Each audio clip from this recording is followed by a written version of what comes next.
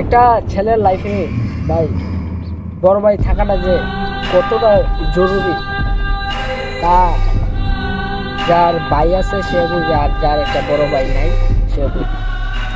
যেমন ভাই আমার কথাটাই বলি, যদি আমার একটা বড় ভাই থাকতো তাইলে মনে করেন ভাই এই সময়টাতে ফেস করতে হতো। আমি এখানে থাকি, অবশ্যই আমার জায়গায় আমার বড় ভাই থাকতো, আমি থাকতাম আমার জায়গায়। কিন্তু রে ভাই বাস্তবতা আল্লাহ, কিন্তু ভাই বড় ভাই নাই, তাই আজকে যারা বড় ভাই আছে নাই তারা যে কতটা আনন্দ তাদের জীবনে। যাক ভাই আমি এটা চিন্তা করি না, কিন্তু আমার একটা বড় ভাই নাই, কিন্তু ভাই বড় ভাই একটা দায়িত্ব পালন করতে পারছে।